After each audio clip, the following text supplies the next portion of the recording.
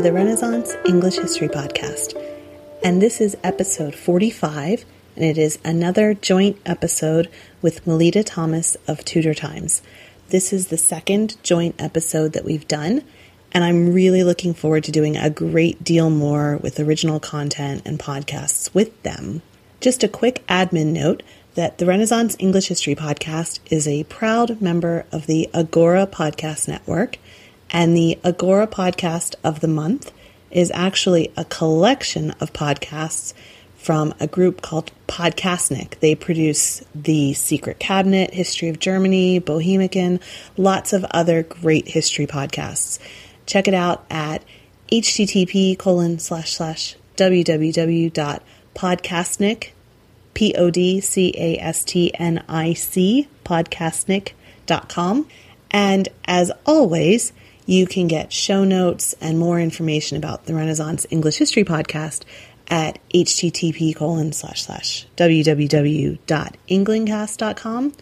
Or for this episode about Jasper Tudor, you can also go to tudortimes.co.uk. So englandcast.com or tudortimes.co.uk. So now that I have read you like 8 million different URLs, let's get on with the show. Melita Thomas is the co-founder and editor of Tudor Times, a website devoted to Tudor and Stuart history in the period between 1485 to 1625. You can find it at tudortimes.co.uk. Melita, who has always been fascinated by history ever since she saw the 1970s series Elizabeth R. with Glenda Jackson, also contributes articles to BBC History Extra and Britain magazine. So tell me a little bit about Jasper's life. Jasper was born almost, but not quite royal. His parents were Catherine de Valois, who was the widowed queen of Henry V, and her second husband, Owen Tudor. And there was a good deal of scandal attaching to that marriage, as Owen was not only a member of the Queen's household, but also a Welshman, and subject to very severe legal restrictions in England. So there was a lot of secrecy surrounding Jasper's birth. But fortunately for Jasper, his half-brother, Queen Catherine's son, was king, obviously, Henry VI, but he was also a very kind and generous man, and he supported his mother's second family. And Jasper and his brother Edmund received large estates, earldoms, and a wealthy heiress as a ward. And Jasper repaid this generosity by his lifelong loyalty to Henry VI, Henry's wife and son, and later to the son of the woman Henry had bestowed on his brother as a bride, the king's cousin Margaret Beaufort. So I think what we can say about Jasper is he knew how to repay generosity, and he was a loyal and committed friend to his family. And he fought throughout the Wars of the Roses. He was present at the beginning and at the end, right? So was he considered to be kind of a good military leader, or was he just really... He had great wits about him as well, didn't he? He certainly had great wits about him. I think it's perhaps a moot point about his actual military skill in open battles. Now, it is assumed he was actually at both the First Battle of St. Albans and at Bosworth itself, but there's no absolutely definite proof he was at either battle. It just seems the most likely place for him to have been, obviously, particularly at Bosworth, you'd have expected him to be there. The battles he fought in, other than Bosworth, were not actually particularly successful. The First Battle of St. Albans, the Lancastrians lost. Then the only battle where we know Jasper actually commanded was Mortimer's Cross in 1461, where he was very heavily defeated. He didn't make it to Tewkesbury, and Bosworth, of course, was a great victory, but it was mainly down to the Earl of Oxford, who was the overall commander. Where Jasper's military skill seems to have been was in siege warfare and guerrilla warfare. He conducted a very successful campaign to capture Denbigh Castle from the Yorkists, the only person to actually ever capture that castle by a siege. And he spent most of the 1460s conducting guerrilla warfare. He would come into Harlech Castle from France or Brittany or various other places where he was looking for support, and do a bit of raiding and generally have a damaging effect on Yorkist castles in Wales, and then he'd disappear again. So more of a guerrilla warrior than an open battle kind of a chap. So why should we know about him? Jasper's claim to fame really is that if it were not for him, it's highly unlikely that Henry Tudor would ever have even got to the field at Bosworth, let alone won the battle. After the Lancastrians had been defeated at Tewkesbury and Jasper's older nephew, Edward of Lancaster, had been killed, the young Henry Tudor became the only possible heir to the Lancastrian claim to the throne. So Jasper supported him. He took him into exile. Henry was only 14, and presumably through those years supported him morally, if not, even if he couldn't support him financially or in any other way.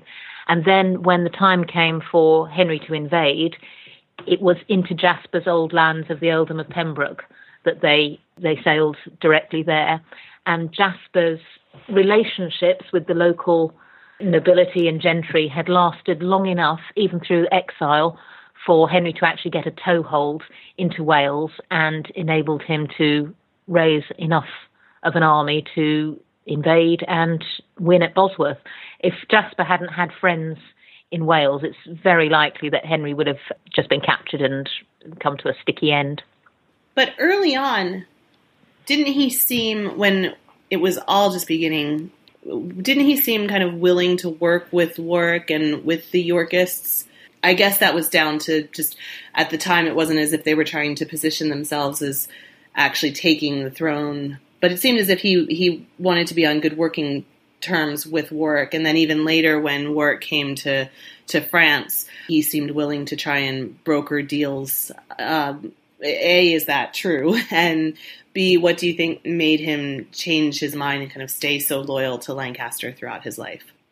I think you're right that he was perhaps of the conciliating nature, and certainly his nephew Henry VII was, and Henry VI was as well. So all three Henrys seemed inclined to working with people rather than instantly going for battles. It was definitely apparent to everyone in the 1450s, even to Jasper and his brother Edmund, that despite his best intentions, Henry VI was an absolutely hopeless king.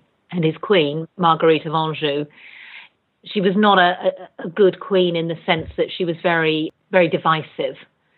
So most of the nobles of the 1440s and 50s, they wanted Henry's government to continue, but to improve. And if that could be done by giving York authority, they were willing to support that. And I think that's where Jasper was in his relations with York. He wanted to see better government and less of the very factional state of affairs that was leading to the government being broke, more or less, and increasing unrest. I think the problems then arose when it became clear that there was no way of compromising, really, because a number of York supporters were equally factional, same as Queen Marguerite, and they wanted to take perhaps more power than was their fair share. But there was also long-standing rivalries between York and Somerset. Warwick, Salisbury and Northumberland were at daggers drawn. Eventually, it became apparent that there was no middle way, and Jasper, when he was forced to choose, he supported his brother, his half-brother, and he never deviated from that, not once. And that loyalty, of course, made him a fugitive more than once, and he spent a lot of time in exile in various forms, the long exile and short periods. How do you think all of that affected him? I think that's a really interesting psychological question. I think he's a very interesting character psychologically. I think one of the things that exile did was make him very self-reliant, because there were times when he had to escape very swiftly, possibly in disguise, or sounds very romantic, disguised as a peasant. He'd have had to be able to just walk away from anything that held him back. Insofar as everyday life is concerned, it probably prevented him marrying. He hadn't married in the late 1450s when he might have been expected to, possibly because there weren't suitable candidates, perhaps Henry VI not being a particularly vigorous king hadn't arranged anything. So once he was in exile, it pretty much became impossible to marry a woman of his own rank. You know, nobody was going to marry their daughter to a man who was penniless and roaming around the courts of Europe, you know, trying to raise money and troops. So that probably affected him. He probably, I think he was somebody who had a very focused character. I can imagine that in a previous age he might have been a crusader. I think he liked having a cause and was one of those people who would follow that cause wherever it led him. Very single-minded, focused. It's an interesting question. Perhaps if he'd lived longer, he would have got bored of safety. So he essentially is the reason why Henry Tudor was able to come to the throne. What was his relationship like with Henry Tudor? Were they close? I would say yes and... Well, yes and no. I think Jasper was extremely protective of his nephew. He knew him when he was a baby, but when Henry was about 4, he was put into the guardianship of William Harbert, who was the Yorkist Earl of Pembroke, and Jasper didn't then see him for more or less 10 years. But then once they were reunited after the Battle of Tewkesbury, Jasper was obviously very protective. He took Henry into exile with him in Brittany, protecting him from any possible Yorkist revenge. But they weren't together all the time in Brittany. They were separated at different points so that Brittany could make the most of having 2 possible hostages. I think it's likely that they probably corresponded and met, but they wouldn't necessarily spend a huge amount of time together. But Henry clearly was very, very grateful to Jasper. He rewarded him very richly, gave him a dukedom, a wealthy wife, honours. He carried the king's crown at the coronation. So I think affectionate, respectful and grateful was Henry, and perhaps Henry was the son that Jasper never had. Of course, the woman behind a lot of this was Lady Margaret Beaufort, with sending some money and helping to plot, I suppose. What was his relationship like with Lady Margaret? Well, that's the great romantic question, isn't it? I know there's been a lot of speculation that Jasper was in love with his sister-in-law, but to me that seems highly unlikely, and there's certainly no evidence for it. And the reasons I think it was unlikely, well, Margaret was only 12 when she married Jasper's brother, and he was around 23 or 24. Now, obviously not impossible that people of that age gap would fall in love, but it isn't that likely a 24-year-old man would become romantically attached to a 12-year-old. A couple of years later, when she was widowed, he arranged her marriage to Henry Stafford very, very promptly. He didn't make any attempts to keep Margaret with him. So we could infer from that he was fond of her as his sister-in-law and obviously his ward, and he wanted to be safe and happy, but I don't think you can draw anything romantic from that. Then he wouldn't have seen a great deal of her till 1470. So that's another, 12 years later, when he and Henry spent a week with Margaret, when the Lancastrians came back into power. I suppose they could have become attached to each other. I just don't think it's very likely. I think if we want to find a love interest, I'd have said a far more likely candidate would be his other sister-in-law, Marguerite of Anjou. And there isn't any evidence, but to me it seems more likely. They were the same age. She was a glamorous foreign princess, married when she was about 14 or 15 to Henry VI, who clearly wasn't that interested in, what should we say, his marital duties. Jasper and Marguerite spent a lot of time together. He was with her in exile for many years, served her faithfully. So I don't know what his feelings were, but I'd have thought psychologically it seems more likely if he had an attachment to one of his sister-in-laws, that it was Marguerite of Anjou. So he had a lot of kind of rises and falls in his lifetime. The whole wheel of fortune sometimes had him at the very top, and then he was at the very bottom. Another psychological question. How do you think that kind of shaped who he was and his commitment? He was, like you said, he was very loyal. He never wavered from this commitment to the Lancastrians or his loyalty. What do you think it must have been like for him having these ups and downs all the time? Well, I think we can confidently say that he wasn't a quitter. And I think that was probably the keynote of his character, the deep commitment to a cause. I wonder if after a while it almost became exciting. Was he perhaps an adrenaline junkie? Did he really need to do some of the things that he did? As one of the examples is Bamborough Castle, which was under siege from the Yorkists with some Lancastrians inside. Jasper wasn't there initially, but he managed to smuggle himself into the besieged castle. And you think, well, that really does seem quite an extreme piece of behaviour. Perhaps the excitement of it, and he found it difficult to live a normal life, maybe. How would those sorts of things affect you? You would probably become, again, as I said before, probably very self-reliant. You wouldn't trust people very much. You'd perhaps be careful not to form emotional ties with people. I'm possibly saying that he's a bit of a James Bond sort of a character, though perhaps without romantic interests, but, forever jumping off a mountain somewhere or climbing Everest. So he seems to have had more escapes and luck than any one person should have in their lifetime. He's like a cat with 9 lives. Was it just because he was just really smart? Did he have really good people around him? What do you attribute to this streak of luck that he had? I think he was somebody who would seize the opportunity. I think perhaps he was a natural actor. There's certainly one story that seems probably true, that he escaped, I think it's from Hardloch Castle, disguised as a countryman carrying a bag of straw, some peace cods. And perhaps that's how he got into Bamborough Castle as well. So maybe he was just very good at disguising himself, and he would take risks. I think he was a risk taker. And people who take risks are very often lucky. They seize the moment, they come up with an idea and they think, yeah, let's just go with that.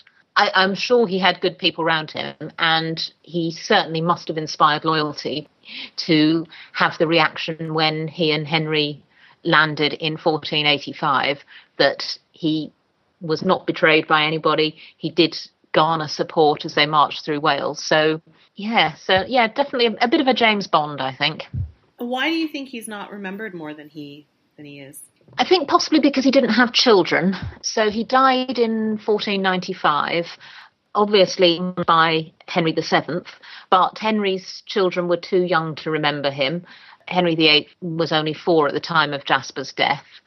He had no children to carry on the title or to be cousins to the new king. And he didn't ever really seem to do any of this for himself.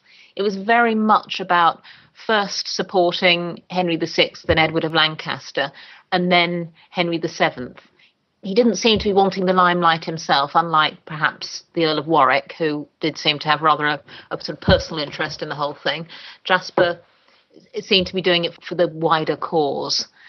He hasn't left any monuments. He did some building at Pembroke and at Tenby, but he didn't build vast amounts of buildings that we can see around. His widow remarried very quickly, and yes, he seems to have been forgotten quite soon. There's a bit of a resurgence of interest in him, possibly because of some of the fiction. That there have been 3 biographies out of him recently, and perhaps he's coming into his own at last. And where can people go to learn more about him? What are some of the resources you recommend? There's a very nice biography of him by a chap called Terry Breverton, Jasper Tudor dynasty maker, that is definitely interesting. There isn't a lot of good academic research on him, or not that I've been able to come across. There's a couple of other biographies, but I think the Breverton one is the best. But other than that, he just sort of pops up as a bit part in other people's biographies. So there's Dan Jones, The Hollow Crown, covers him to a degree, and Chris Skidmore's book, Bosworth, that gives him a fair outing. But there isn't a lot out there. Is there anything else you'd like to say about him that I haven't asked? I think we've covered him. For me, he's a bit of an unsung hero, and I think perhaps a lone wolf. Thank you again to Melita Thomas for taking the time to tell us all about Jasper Tudor. For more information on Jasper, you can go to www.tudortimes.co.uk, or you can also see the resources available on the England Cast site at www.englandcast.com. Thanks so much, and I will be talking to you again in about 2 weeks, and we're going to talk about Shakespeare, more on the theater and Shakespeare. So I'll be talking with you soon. Thank you. Bye-bye.